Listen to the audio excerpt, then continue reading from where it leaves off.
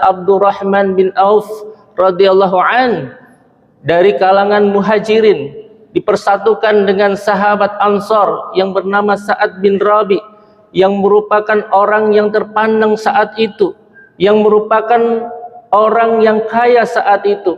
Maka kemudian Sa'ad bin Rabi dengan senang hati kemudian mengajak Abdurrahman bin Auf ini ke rumahnya. Dipersilahkannya untuk menikmati keadaan di rumahnya. Bahkan tidak cukup hanya itu, Sa'ad bin Rabi radhiyallahu an untuk kemudian menyampaikan, wahai Abdurrahman bin Auf, aku ini adalah orang yang kaya di Madinah ini, maka aku akan berikan separuh dari hartaku pada engkau.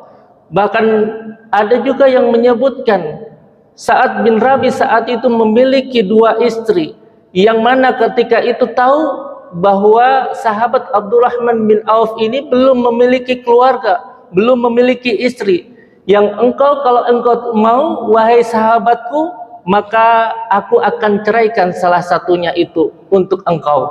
Dan kemudian tentunya sahabat Abdurrahman bin Auf tidak kemudian serta-merta untuk memanfaatkan keadaan yang begitu menggiurkan seperti ini. Sahabat Abdurrahman bin Auf memiliki akhlak, sahabat Abdurrahman bin Auf memiliki adab. Maka kemudian disampaikan dengan penuh penghormatan, wahai sahabatku, tolong tunjukkan aku di mana itu pasar. Assalamualaikum warahmatullahi wabarakatuh. Innal hamdalillah nahmaduhu wa nasta'inuhu wa nastaghfiruh wa na'udzu billahi min shururi anfusina wa min sayyiati a'malina may yahdihillahu fala mudilla lahu wa may yudlil fala hadiyalah. Asyhadu an la ilaha illallah wahdahu la syarika lah wa asyhadu anna Muhammadan abduhu wa rasuluh. Allahumma salli wa sallim ala nabiyyina wa qudwatina Muhammad sallallahu alaihi wasallam wa ala alihi wa sahbihi wa man tabi'ahum bi ihsan ila yaumiddin. Rabbi shrah li sadri wa yassir li amri wahlul 'uqdatam min lisani yafqahu qawli. Alhamdulillah, bersyukur kita pada Allah Subhanahu wa taala atas berbagai limpahan nikmat karunia yang telah Allah berikan kepada kita, sehingga pada kesempatan di pagi hari ini, di hari yang dimuliakan oleh Allah Subhanahu wa taala, di bulan yang juga dimuliakan oleh Allah Subhanahu wa taala, serta di tempat yang juga Allah muliakan, Allah masih berkenan membimbing hati kita, dilapangkan hati kita, diringankan raga kita, untuk kita bersama-sama memenuhi panggilan Allah Subhanahu wa taala, khususnya menjalankan salat subuh secara berjamaah di masjid ini. Dan kita berharap selalu agar Allah menguatkan kita untuk istiqamah di jalan ketaatan ini hingga akhir hayat kita, amin amin ya rabbal alamin. Salawat serta salam semoga senantiasa tercurah kepada uswah hasanah, suri teladan kita, baginda Rasulullah Muhammad sallallahu alaihi wasallam, pada keluarga, sahabat-sahabatnya, serta pengikut setia sunnahnya hingga akhir zaman. Dan berharap selalu kita saat kelak dibangkitkan di yaumil akhir, kita mendapatkan karunia bersama dengan junjungan kita baginda Rasulullah Muhammad sallallahu alaihi wasallam, mendapatkan syafaatnya serta bersama-sama dengan beliau menuju surganya Allah Subhanahu wa taala, amin ya rabbal alamin. Jamaah salat subuh yang dimuliakan Allah Subhanahu wa taala, tadi malam kita telah menyampaikan terkait dengan ukhuwah Islamiyah, di mana ukhuwah ini dilandasi atas dasar iman yang kuat kita pada Allah Subhanahu wa taala. Mestinya orang-orang yang senantiasa memiliki keimanan yang kuat akan memiliki kekuatan ukhuwah, kepada saudara-saudaranya. Karena apa? Karena Allah telah melembutkan hati hamba-hamba Allah yang beriman. Karena Allah telah menguatkan, mensatukan hati-hati hambanya yang beriman pada Allah Subhanahu wa Ta'ala, sehingga dengan orang lain, dengan saudaranya apalagi, maka tentunya ini memberikan kekuatan kepada kita untuk kita jaga. Dan Allah sudah menyampaikan kepada kita nikmat ini, memberikan kepada kita suatu karunia yang tidak bisa diberikan kepada orang lain kecuali hanya Allah yang memang Allah kuatkan nikmat itu. Allah menyampaikan di dalam Quran surat Al-Imran ayat 103, di mana Allah mengingatkan kepada kita terkait nikmatnya berukhuwah itu. A'udzubillahi minasyaitonirrajim. Wazkuru ni'matallahi 'alaikum id kuntum a'da'an fa'allafa baina qulubikum fa asbahtum bi ni'matihi ikhwana. Dan ingatlah nikmat Allah kepadamu ketika engkau dulunya itu saling bermusuhan, saling berperang, saling konflik satu sama lain dalam hal ini.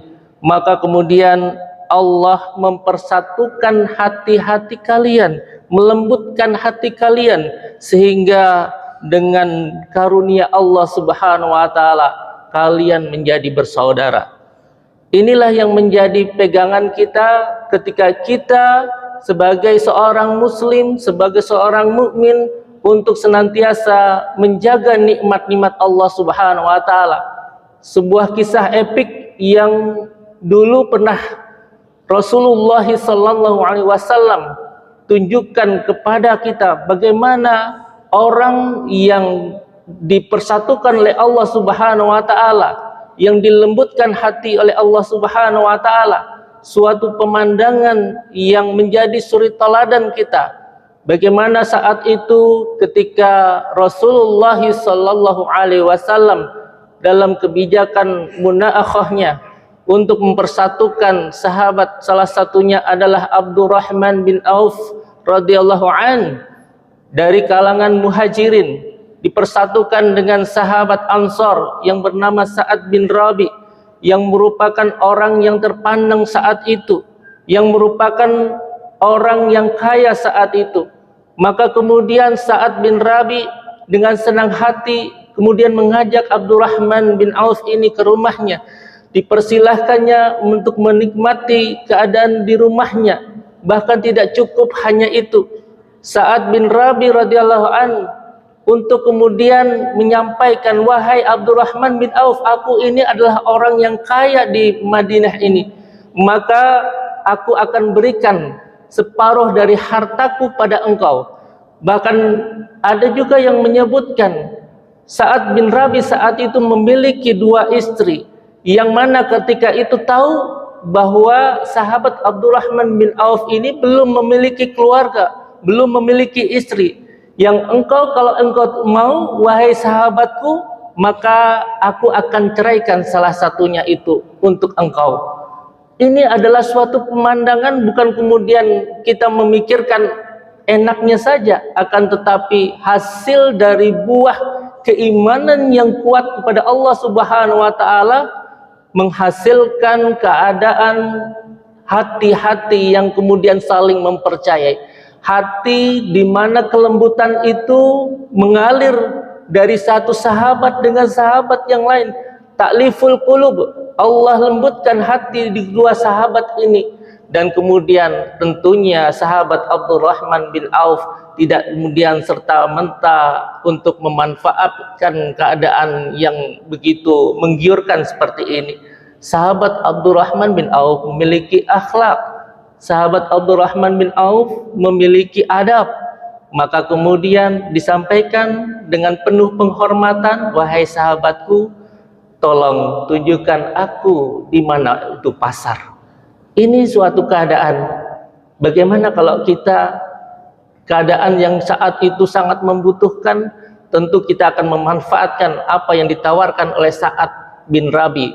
Akan tetapi akhlak bertemu dengan akhlak, maka hasilnya suatu pemandangan yang indah. Yang inilah seharusnya yang kita tunjukkan kepada saudara-saudara kita. Dengan akhlak inilah menjadi orang Islam itu menjadi dikenal oleh Allah Subhanahu wa taala di kalangan para penduduk di muka bumi ini. Bukan karena keimanannya, tapi karena akhlaknya dalam hal ini. Maka dalam hal ini kalau kita menyadari terkadang dari suatu pemandangan yang di situ seolah-olah ini kok melebihi dari keadaan sesama saudara, senasab atau sedarah, bahkan bisa melebihi dalam hal ini. Maka kemudian wajar kalau Allah menggambarkan, tadi malam kita sampaikan bahwa innamal mu'minuna ikhwatun, bahwa sesama mukmin itu adalah bersaudara.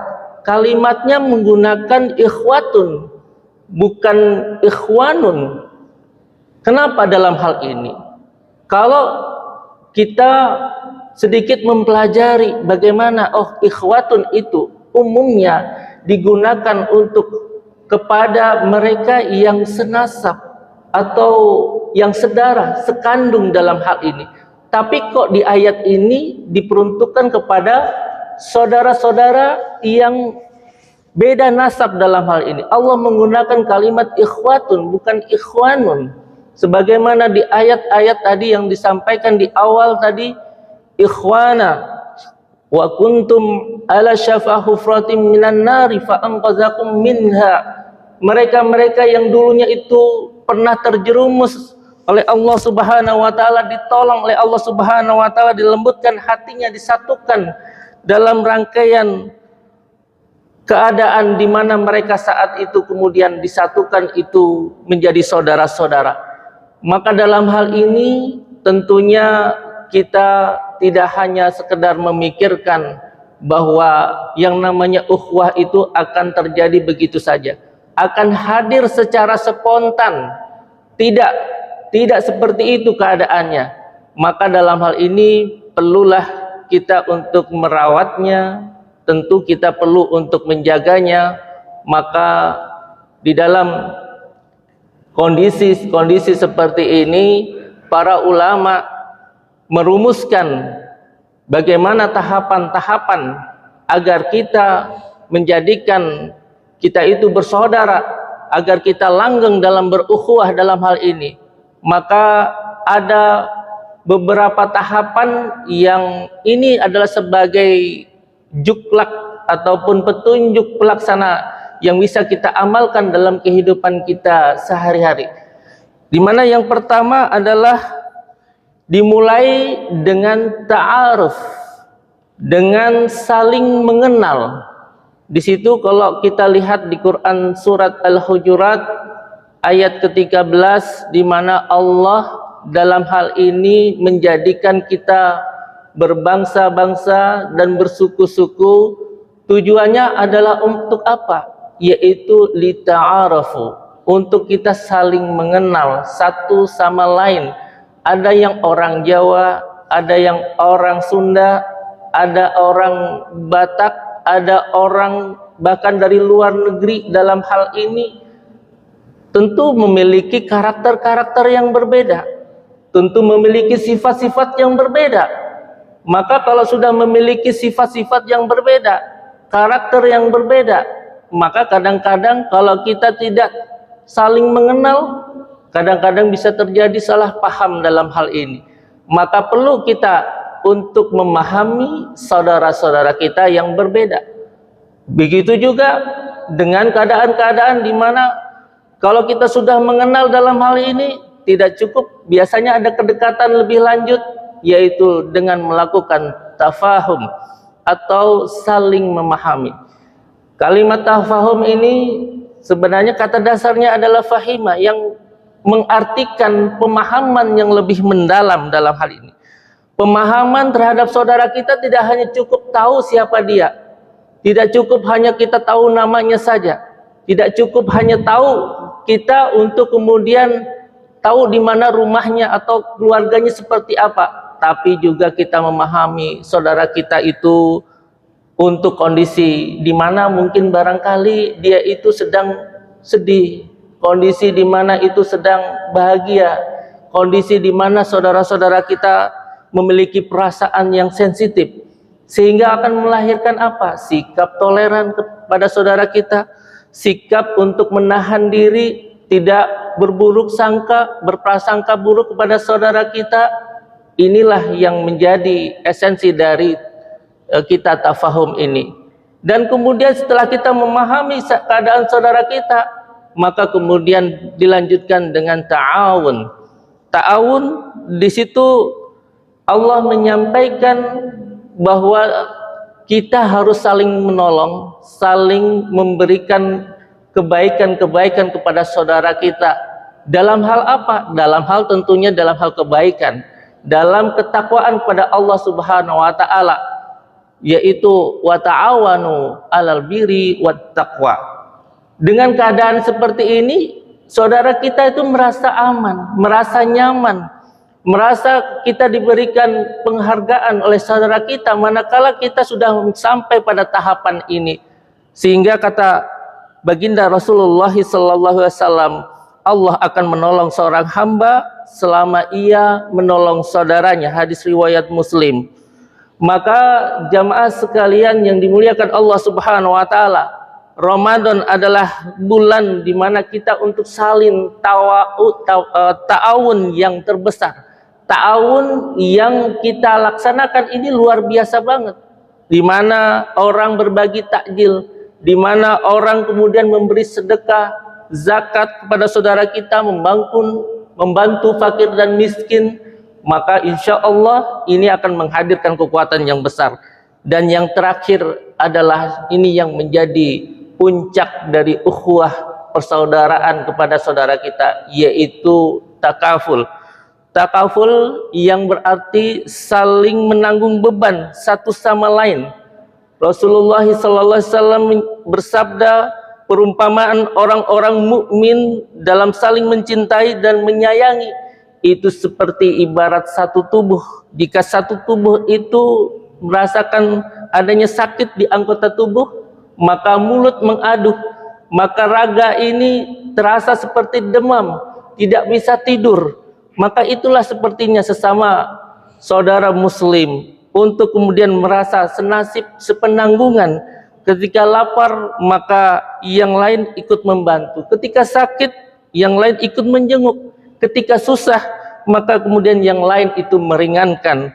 Maka Ramadan ini mengajar kita untuk saling berbagi, saling mengerti, dan saling memahami. Mudah-mudahan ini yang menjadi bekal kita dalam Ramadan ini. Mudah-mudahan ini adalah Ramadan terbaik kita, untuk tidak hanya kita mengumpulkan pahala secara pribadi saja, tidak hanya sekedar menahan lapar dan dahaga saja, akan tetapi hati kita lembut, hati kita satu dengan saudara kita.